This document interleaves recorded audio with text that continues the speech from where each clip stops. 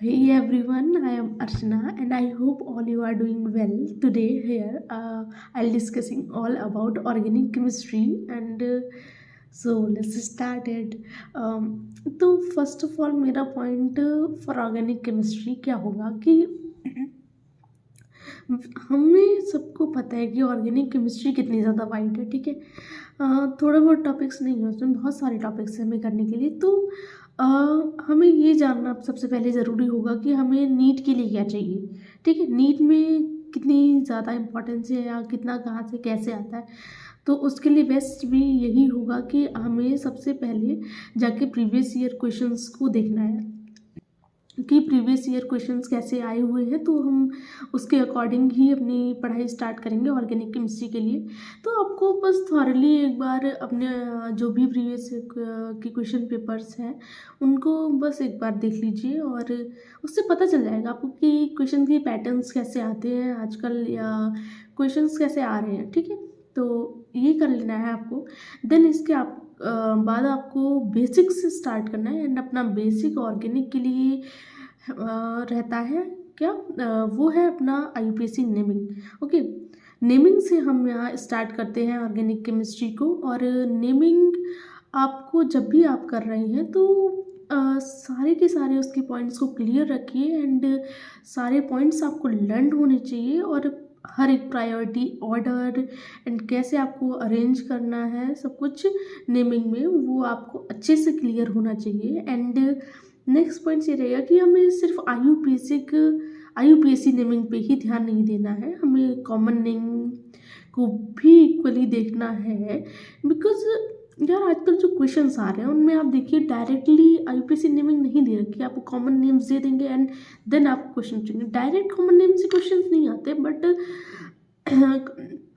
Question में कुछ और भी पूछने के लिए आपको कॉमन नेम दे देते हैं, ठीक है।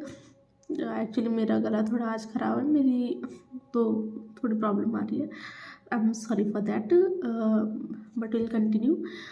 जो कॉमन नेमिंग है उसके लिए आपको क्या करना है, NCERT में सब जगह अलग अलग बहुत सारे उनके नेम्स दे रखे हैं अलग अलग कंपाउंड्स की, ठीक है। बट वो आपको लर्न होने चाहिए। इसके लिए आपको सारे के सारे कॉमन नेम के लिए सारे के सारे जितने भी हैं सबको एक जगह कंपाइल कर लेना है, ठीक है। आप एक नोटबुक में कहीं कर लीजिए आप, तो मेरे ख्याल से तो आप एक A4 साइज़ की शीट ले लीजिए एंड उस पे ही आप अपनी उसको प्रिपेयर शीट कर लीजिए जिसमें आपके सारे कंपाउंड्स रहेंगे, जिसमें उसके कॉमन नेम्स लिखे होंगे, लर्न करने में भी इजी रहेगा, ठीक है।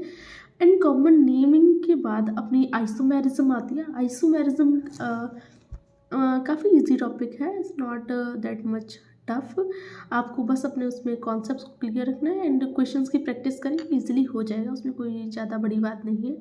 एंड इसके बाद आता है अपना वो पार्ट जो काफ़ी ज़्यादा पूछा जाता है, एक रिएक्शन पार्ट एंड दूसरा होता है अपना क्या, जिसमें हमें ऑर्डर्स पूछे जाते हैं, different different acidic stand, basic stand, मतलब इफेक्ट्स पूछेंगे, inductive effect, resonant effect, other other effects आते हैं उनको, जो कि बहुत ही ज़्यादा इंपॉर्टेंट है। इफेक्ट्स तो बहुत ही ज़्यादा, रिएक्शन एंड इफेक्ट पार्ट ये बहुत ही ज़्यादा इंपॉर्टेंट मेजर पार्ट हो जाता है अपने ऑर्गेनिक का। तो अच्छे से आप उसे करिए। एंड इस पे जाने के लिए आपके पास दो तरीके, या तो आप NCERT से डायरेक्ट चले जाइए, आप NCERT वाइज कर लीजिए सब कुछ, या आप ऐसा कीजिए कि जैसा आपको मॉड्यूल वाइज, जो मॉड्यूल में जो पैटर्न दे रखा है उसके अकॉर्डिंग चले जाइए, ठीक है। बट एक ही पैटर्न फॉलो करेंगे तो ज़्यादा बेटर होगा, ठीक है। और छोटी छोटी चीज़ों को भी ध्यान दीजिए उसमें।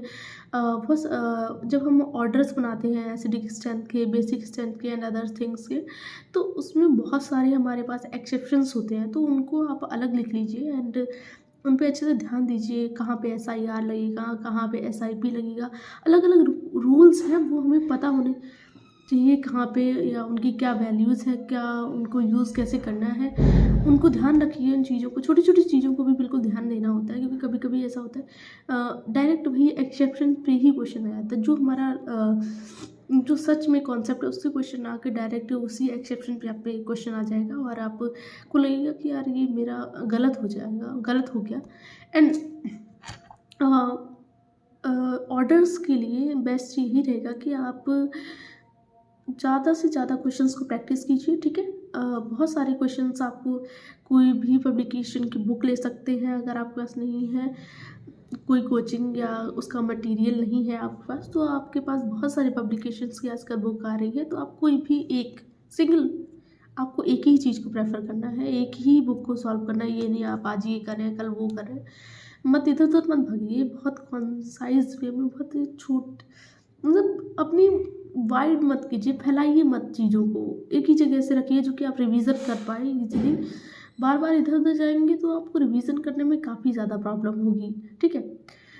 देन रिएक्शन पार्ट तो मेजर पार्ट है, तो आपको रिएक्शन मैकेनिज्म, रिएक्शन के लिए मतलब जो भी अल्कोहल, फिनॉल, ईथर, ये सारे चैप्टर्स हैं उनके लिए बेस्ट ये रहेगा कि आप एनसीईआरटी को प्रेफर करें। एंड हर एक चैप्टर के लिए यही बेस्ट है कि एनसीईआरटी की आपको लाइन टू लाइन लर्न ही नहीं करनी है, बस उनको, उनके अंदर के जो कॉन्सेप्ट्स हैं उन्हें भी आपको क्लियर होना है। क्वेश्चंस को सॉल्व करने के लिए उनके कॉन्सेप्ट्स को आना बहुत ही ज़्यादा ज़रूरी है, ठीक है।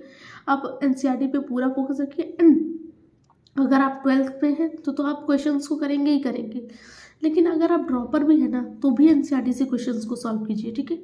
वो बहुत ज़्यादा कॉन्सेप्चुअल क्वेश्चन है, आपके कॉन्सेप्ट को बिल्ड करने में बहुत हेल्पफुल रहेंगे। एंड आपको बहुत ज़्यादा कॉन्फिडेंस आ जाएगा अपने ऊपर ऑर्गेनिक में, ठीक है। एंड वन लास्ट पॉइंट मैं ऑर्गेनिक के लिए यही कहना चाहूँगी कि मैंने देखा है बहुत सारे लोग क्या करते हैं जो लर्निंग बेस्ड चैप्टर हैं, जैसे biomolecules, polymer and chemistry in everyday life, इन सारे चैप्टर्स को इग्नोर कर देते हैं, छोड़ देते हैं।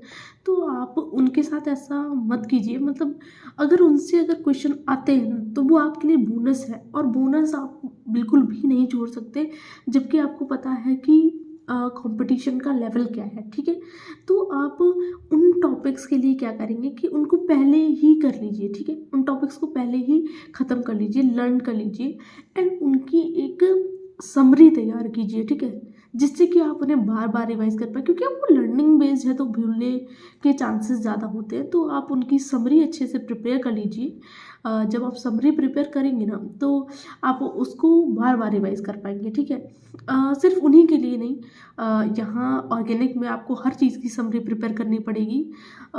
हर एक टॉपिक को या चैप्टर को एक ही पेज में ख़त्म करने की कोशिश कीजिए, उनकी अच्छी सी समरी बनाइए, जिससे कि आपको रिवीजन में कोई प्रॉब्लम ना हो, ठीक है। And one most thing that मैंने देखा है कि बहुत से स्टूडेंट जो हैं वो जो अपना फर्स्ट चैप्टर है ऑर्गेनिक का, बेसिक 11th का, उसमें से जो क्वालिटेटिव एंड क्वांटिटेटिव एनालिसिस हैं जिसमें आते हैं अपने ड्यूमास मेथड, डेल्टाल मेथड, ये सारे मेथड्स आते हैं, वो बच्चे इग्नोर करते हैं या उनको पता नहीं क्या समझ में नहीं आता। तो आप उन चैप्टर्स को समझने की कोशिश कीजिए, बहुत इजी टॉपिक्स हैं वो, और क्वेश्चंस आते हैं उनसे। मैंने प्रीवियस ईयर के क्वेश्चन पेपर्स में भी उनके क्वेश्चंस को देखा है, तो आप उन्हें इग्नोर मत कीजिए। काफ़ी बुरा लगेगा जब आपसे वो मेन एग्ज़ाम में नहीं होंगे कि आपने just because of your ignorance, ठीक है। उन्हें एक बार पढ़िए, दो, और अच्छी सी समरी, मैंने आपको पहले ही बताया कि समरी बहुत ज़रूरी है। समरी प्रिपेयर कीजिए अच्छी सी और उसे ख़त्म कर लीजिए, ठीक है। एंड ऑर्गेनिक के लिए आज इतना ही। एंड अगर आपको वीडियो अच्छा लगा हो तो please like, share and subscribe करें मेरे चैनल को। And thank you very much to all.